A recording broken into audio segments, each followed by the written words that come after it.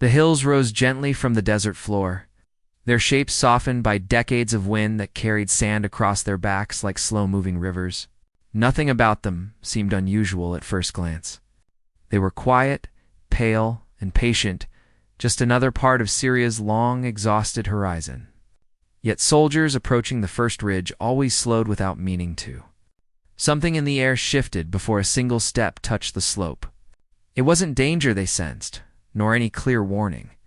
It was more like the landscape asking for silence, as if the wind itself wanted to listen before anyone spoke. A low hum drifted along the rocks, changing tone with each movement of air. The rise and fall, almost resembling a breath drawn through distant stone. As the men advanced, individual sounds behaved strangely. Footsteps echoed farther than they should, bouncing across the terrain with a softness that felt unnatural. A soldier muttered a short phrase under his breath, and the wind stretched the final syllable long enough to make him stop and glance behind him. The others heard nothing unusual, but they saw the way his shoulders tightened, the way his expression shifted, as if the land had whispered back. Moments later, the radios caught a faint ripple of static that rose and fell like a slow exhale. It wasn't interference from equipment. It felt organic, timed, almost aware of their presence. During their first night, the hills changed character entirely. The darkness thickened around the ridges, not with fear, but with a profound stillness that made every small sound travel farther than it should. The wind formed patterns, short pulses followed by long stretches of breath-like quiet, as though something beneath the sand inhaled slowly, then released the world again. Soldiers lying awake could not shake the feeling that the air was repeating itself, practicing a rhythm that did not belong to natural weather. One man claimed he heard syllables forming at the edges of the wind, soft fragments shaped like the beginning of a name. A log from an earlier patrol gave the new unit little guidance. The report described the hills as deceptively ordinary, yet the phrasing felt too cautious. As if the writer restrained details he did not trust himself to explain, he mentioned nighttime acoustics of uncertain origin, noting that the wind sometimes carried rhythmic pulses that resembled intentional breathing.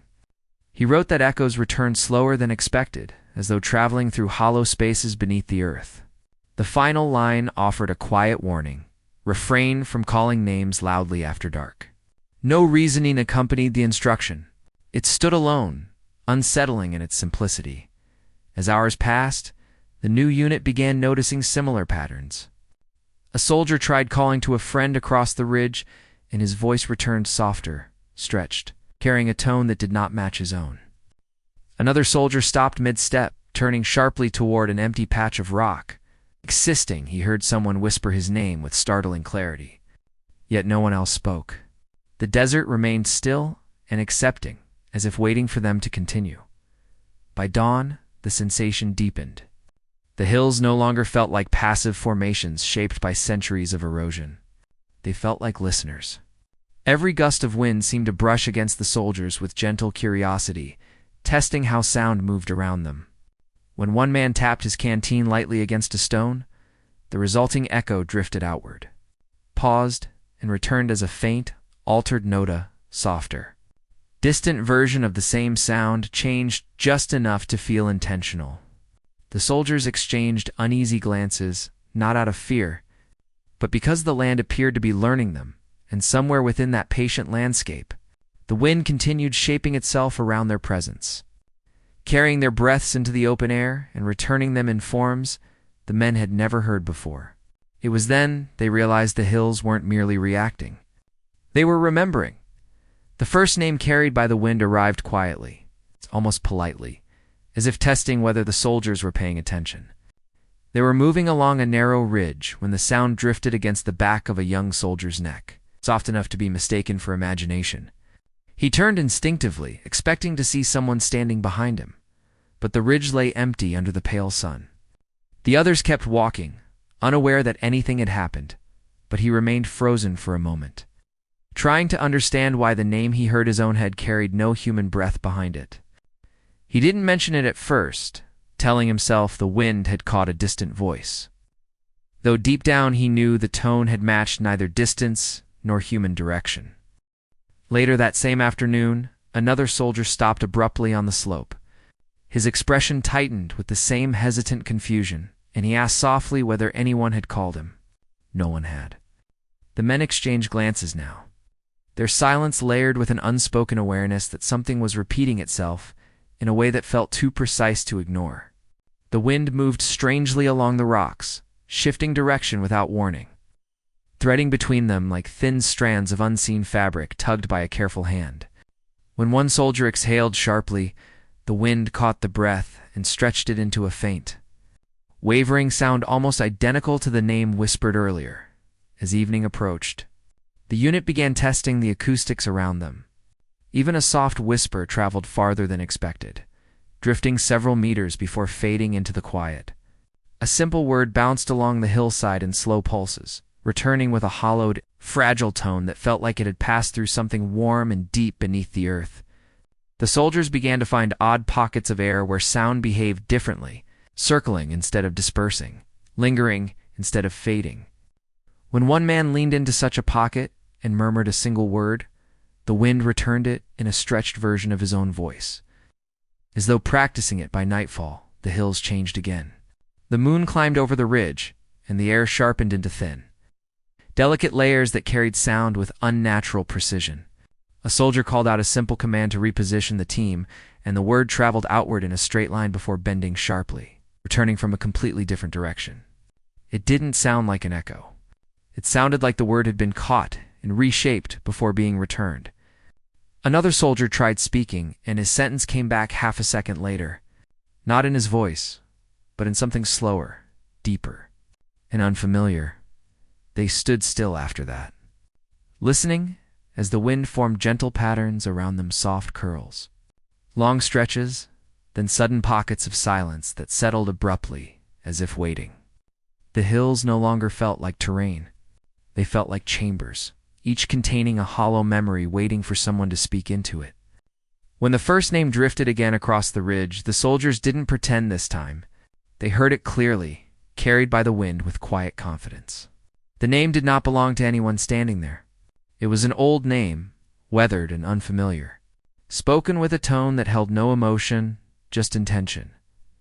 The men tried grounding themselves through routine checks, calling out positions and verifying gear. But the hills responded before they could finish. A short instruction echoed back in a voice none of them recognized. The same instruction repeated again long after the soldier had gone silent, trailing through the air like a memory that refused to settle. It wasn't mocking them. It wasn't threatening them. It simply repeated, as if ensuring it had learned the shape of the word correctly. The wind grew more precise as the night deepened. A soldier whispered his friend's name, and instead of fading into the dark, the name reappeared several meters away, spoken with a tone too smooth to be human. It sounded like something trying to imitate the rise and fall of a human breath, but not yet understanding the emotional weight behind a name. When the soldier asked softly who was there, the hills shifted, carrying a long sigh that moved through the rocks in a way no natural pattern should. It wasn't an answer. It was an acknowledgement. For the first time, the soldiers felt the presence behind the phenomenon, a creature, not a haunting, but a quiet intelligence woven into the land. The wind no longer reacted to their voices by accident. It selected them, shaping their sounds into soft echoes that traveled farther than they should. The hills were learning. They were listening. And somewhere within the cold night air, something was practicing the art of speaking back. The story of the patrol that vanished months before began as a quiet rumor. The kind that drifts between units without urgency yet settles heavily in the mind once heard. Their disappearance was never officially classified as anything unusual. The desert swallowed people all the time: storms, disorientation, equipment failure. But the men stationed near the screaming hills knew this case was different. They had listened to the final transmission too many times not to sense the wrongness living inside it. Static rose and fell in long breaths, quieter than a storm, steadier than interference, as if someone were breathing into the microphone. Between those strange pulses came fragments of a voice calling a name sharp, desperate, torn by wind that didn't exist that night. Investigators later traced the patrol's path across the ridge. The trail began clearly, a set of disciplined tracks moving in a tight formation. Then, at the foot of a narrow incline, everything simply ended. The sand held no sign of struggle, no scuff marks, no scattered gear. The tracks pointed directly toward an area known for acoustic distortions, a place where even a whisper traveled oddly and returned in elongated fragments. Soldiers examining the site reported hearing faint murmurs carried across the ridge, soft as breath, too indistinct to understand, yet strangely rhythmic, as though someone was practicing a language they had not spoken in years. Among the files buried in the field office was a notebook belonging to the only known survivor of that missing patrol. It had been written in uneven strokes, sentences broken in places where the writer hesitated. He described long stretches of silence where the air felt thick enough to slow movement. He explained how the wind began repeating names, not full sentences, not commands, just names spoken in tones that did not belong to any man in their unit. Sometimes he heard his own name carried across the rocks, whispered in a voice that had no warmth. Other times, the wind imitated voices from his past, copying familiar patterns with hollow precision. The notebook grew stranger toward the end, drifting into fragmented reflections. He wrote that the hills were not hunting them. They were remembering them.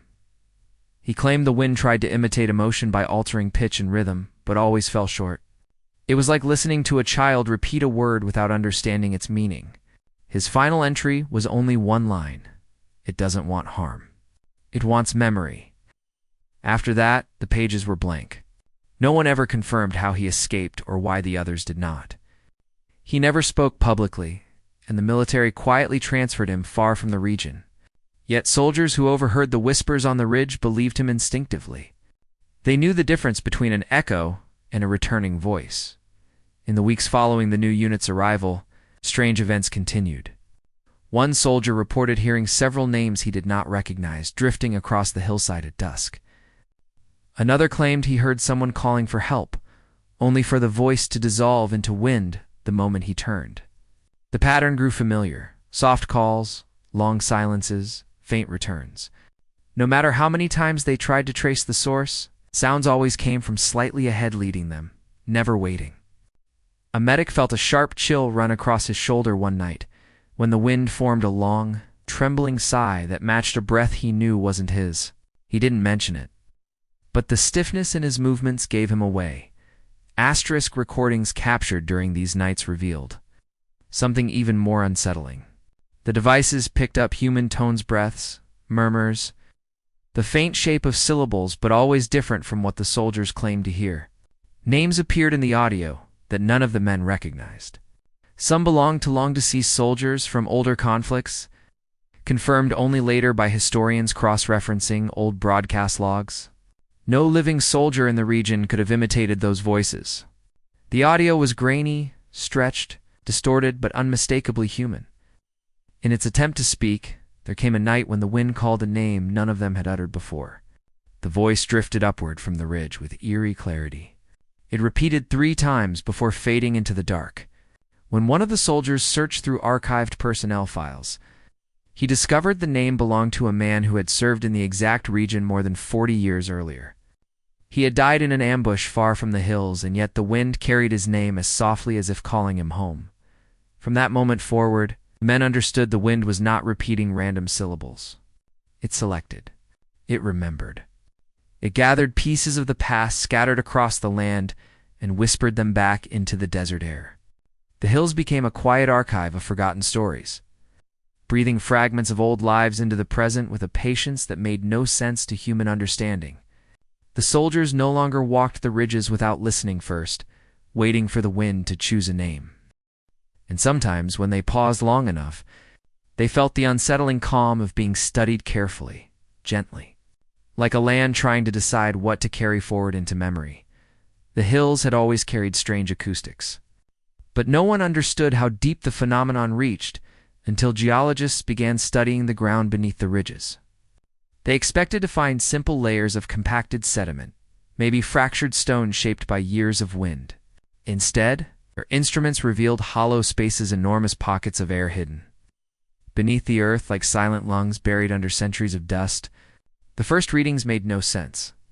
The spaces were too large, too smooth, too deliberately shaped to be natural. Yet they showed no signs of human excavation. No tools, no collapse marks, no rubble. Just open chambers beneath solid ground, as if the earth had saved room for something unseen. When the soldiers spoke near these zones, their voices behaved strangely. A single word drifted downward, disappearing into the soil, as though the earth absorbed sound rather than reflecting it. Then, several seconds later, it would return not as a sharp echo, but as a long, hollowed version of itself, stretched gently, carrying the faint warmth of something deep below. The returning sound resembled a breath passed through distant stone, shaped and softened by empty spaces no map showed. As the team explored further, they noticed how the air changed. Even without wind, subtle movements pulsed beneath the surface, rising like slow exhalations. Geologists placed sensors along the ridge, expecting to track seismic shifts.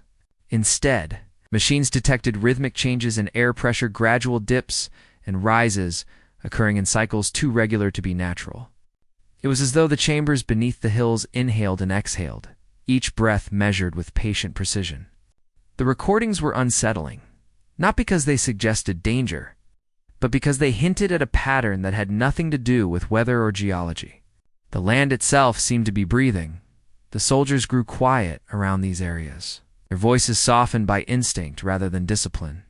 When they did speak, their words traveled strangely. A simple phrase spoken near one of the hollow cavities sank into the ground and returned as a distant murmur, one that felt like it had passed through tunnels extending far deeper than anyone imagined. At times, the wind aligned perfectly with these hidden spaces, amplifying certain sounds while muting others, creating the illusion that the earth chose what to carry forward. One soldier leaned close to a fissure and whispered his name as a test. The sound fell away instantly, swallowed by the ground. Moments later, a faint, altered version of his voice floated upward, drifting past him like a memory trying to return. Attempts to map the tunnels revealed fractures that behaved like corridors. When equipment was lowered, detected long stretches of uninterrupted emptiness extending in impossible directions, ignoring the natural layout of the hills. A drone sent into one of the openings reported straight passages that should have intersected solid rock based on satellite data. Yet the drone's path continued unobstructed until the feed abruptly shifted into static shape like drawn-out syllables. The audio that returned was stretched, low-pitched, and filled with voices calling names no one recognized. Some of those names, historians later learned, belonged to people who had lived decades earlier. Long before the region saw modern conflict, what unsettled the researchers most was that the tunnels didn't stay still. Over days, the mapped pathways shifted. An opening recorded one afternoon would be gone by the next sunrise. A narrow fissure on the northern ridge widened by several centimeters overnight, though no external pressure could explain the change. One geologist swore he saw a small crack ripple gently, as if adjusting itself like a creature stretching in its sleep. Others dismissed the claim at first, till an entire section of their measurements changed shape overnight. The tunnels were not collapsing. They were moving, rearranging, realigning themselves beneath the hills with a quiet, deliberate purpose. The soldiers who patrolled above noticed the effects long before they understood the cause. They heard their own footsteps echo upward from the earth with soft distortions, as if the chambers below were listening and repeating the sound imperfectly. A metal canteen dropped accidentally near one cavity did not clatter as expected. Instead, a gentle ringing emerged a moment later, as though the sound had traveled through a long corridor before finding its way back out. The hills no longer felt like terrain. They felt like a layered instrument, each hidden chamber acting like a throat-shaping sound into something almost articulate. The deeper the geologists studied, the more the soldiers felt watched not by spirits or entities, but by the land itself, as though it were aware of every vibration passing through it. When one soldier placed his palm against the stone, he swore he felt a soft tremor beneath the surface, a faint vibration that pulsed in slow intervals. It wasn't seismic. It wasn't mechanical. It felt like a heartbeat too distant to belong to anything living above ground. Some nights, the wind aligned perfectly with the underground spaces. When it happened, The hills produced a long, trembling hum that vibrated through the sand like the resonance of a distant instrument. The sound carried names within it, faint and stretched, drifting upward with the gentleness of a memory being exhaled. The soldiers listened in stillness, unable to tell whether the earth was recalling voices from its past or imitating the ones it heard now. Whatever lived beneath the hill's weather chambers, echoes or something older than either, did not reveal itself fully. It remained patient, adjusting its shape, remembering every sound, carrying names through winding tunnels, as if the land itself was learning to speak. The shift began subtly, so quietly that the soldiers almost convinced themselves it wasn't happening. At first, the wind repeated only the names spoken aloud, stretched lightly across the stones like echoes pulled too thin. But one evening, as the unit prepared to move toward the western ridge, Soldier heard his name whispered before anyone had said a word. He turned slowly, expecting a joke or a mistake, but his teammates were busy with their packs, unaware of his sudden stillness. The wind drifted past his ear with delicate precision, carrying the shape of his name as though practicing its pronunciation.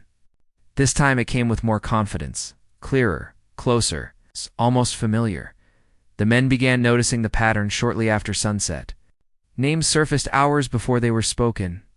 A soldier would think of calling out to someone, only for the wind to speak the name first, softly, without urgency, as if anticipating the moment. Some of the whispers were crisp, shaped like human breaths. Others were stretched gently across the hillside, elongated into faint tones that didn't quite match any voice the soldiers knew. The phenomenon remained calm, never sharp or sudden, yet the deliberate timing unsettled them. It was one thing for the hills to return sound.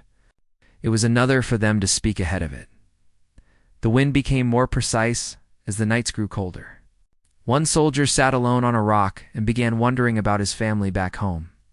As the thought formed, the wind carried a faint murmur of his name spoken in a tone, eerily similar to the way his mother used to call him from the doorway.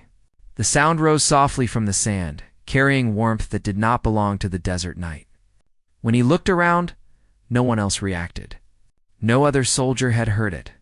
He exhaled slowly, realizing the hill had not imitated his mother's voice perfectly. It had only borrowed the emotional rhythm. Later that night, the men observed dust shifting in patterns too deliberate to be accidental. A soldier approached a ridge, and the ground around his boots stirred in a slow arc, rising in a faint swirl shaped vaguely like the curve of a face. Not detailed, not fully formed, just the faint suggestion of eyes and the outline of a mouth, dissipating as quickly as it appeared. The soldier stepped back instinctively, and the wind carried his name again, almost encouraging him to remain calm. There was no threat in the gesture, just an odd, delicate curiosity. It's like a place learning how to form a human expression. Recordings soon revealed more. Microphones placed along the ridges picked up names spoken at low volume, quiet enough to vanish into static, yet distinct enough to match exact pronunciations. The whispers aligned with gusts of wind, never outside them, as if the sound required movement to exist. Analysts replayed the audio repeatedly, noting that each name carried the faint echo of the soldier's own breath, as though the wind was shaping the identity from what it gathered in the air. The effect was precise but imperfect, like a child tracing handwriting for the first time, steady but lacking force. One night the wind pronounced a name none of them had spoken aloud that day. The soldier froze when he heard it. It was his own, but spoken with the tired tone he used during long march, something he had not expressed in days. The hills had not repeated a sound. They had reproduced a memory. The wind held the weight of exhaustion, the subtle lift at the end of the syllable, the tiny rasp that only appeared when he had pushed himself too hard. No echo should have been able to replicate such details. The next shift was worse. Soldier heard the name of a man who had died years before he was deployed. It wasn't spoken in a frightening way. It was gentle, almost polite, carried by a single gust that passed over the ridge and vanished instantly. When he reported it, the others listened quietly, not doubting him. The hills had already shown they carried voices from strange places, choosing names with an intelligence that felt older than anything the unit understood.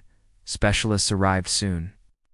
After to study the recordings, They ran voice-matching algorithms, filtering out wind noise and static, revealing faint patterns hidden beneath. As they enhanced the audio, the truth emerged.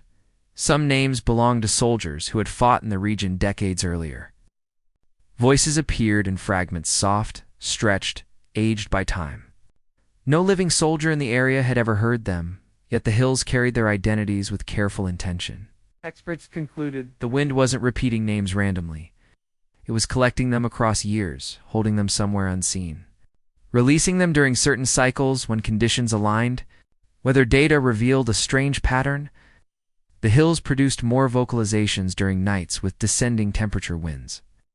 The colder the air became, the clearer the names sounded, as if the land could only remember properly when the air was thin enough to hold delicate sound. Soldiers on duty during those nights felt an odd stillness settle in their chests, like breath being matched by something distant. Sometimes the wind carried two names at once, one belonging to a man standing guard, and another belonging to someone long dead. The two tones blended briefly, then separated again, drifting across the ridge like threads pulled from different moments in time. When the men finally gathered to discuss everything openly, they made no accusations and spoke without fear. What disturbed them wasn't the possibility of a haunting, it was the gentleness.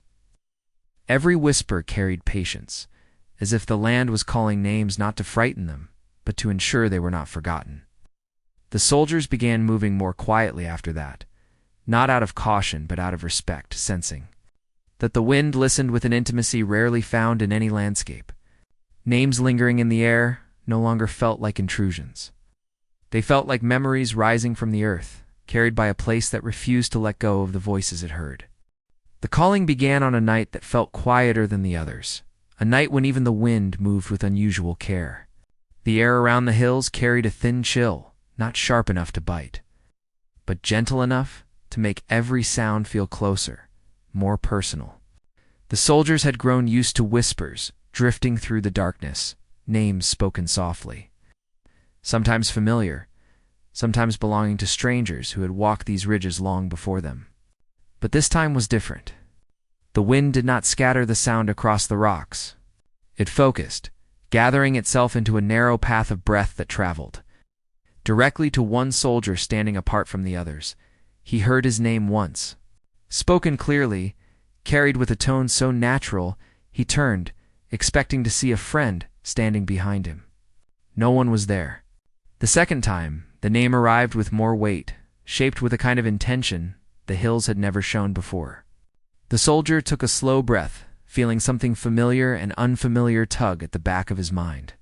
When the wind called a third time, the sound stretched slightly, as if urging him to listen carefully. It was the only time the hills had ever repeated a name 3 times in a row. The others sensed the moment shift, but did not understand why he suddenly took a small step forward. Eyes unfocused, movements slow and dreamlike, as though guided by something gentle rather than forced. The soldier didn't raise his weapon or call for assistance. He simply walked, steady and silent, the way someone moves when waking from a long sleep. The audio recorders placed along the ridge captured the moment clearly. 2 tones overlapped when the wind spoke his name again, one that matched the breathy whisper characteristic of the hills, and another that sounded eerily like the soldier's own voice, calling out from a distance. The dual resonance created a hollow vibration in the air, as if 2 versions of him existed briefly in the same moment. Those nearby felt the sound pass through their chests like a soft echo, leaving behind a sensation of being observed by something they could not see. No. One noticed exactly when he separated from the group.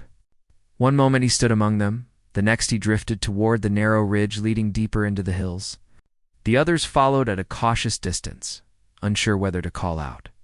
Some instinct kept them quiet, as though interrupting what was happening might cause something delicate to fracture. The soldier continued walking with a slow determination, never turning back, never hesitating. His footsteps made almost no sound, gliding across the stone as though the earth softened beneath him. When he reached the ridge, he paused and lifted his head slightly, listening to something none of the others could hear. The wind circled around him, carrying faint syllables that dissolved before they could be understood. A strange stillness settled across the landscape. The unit watched him take a final step toward a thin divider of rock, and then he vanished. Not abruptly, not violently, but with the quiet finality of someone stepping through a doorway that closed behind him without a trace. Search teams deployed within minutes. The area was scanned, marked, and searched again, but there were no footprints beyond the point where he disappeared. The ground remained undisturbed, smooth, as if shaped by careful hands. Drones flew overhead, mapping the terrain with meticulous detail, yet nothing suggested how a man could disappear within open space. The wind carried his name for 2 nights soft, wavering, repeating in long, drawn-out tones that shifted with the air. Sometimes it sounded hopeful, sometimes tired, sometimes almost satisfied. As if the hills were processing the memory of him the way the earth absorbs a fallen leaf, the final recording from his vest microphone contained nothing but the prolonged stretching of his name, pulled taut across several seconds like a long, uneven breath. Technicians later analyzed the sound, slowing it down, isolating fragments, comparing tones.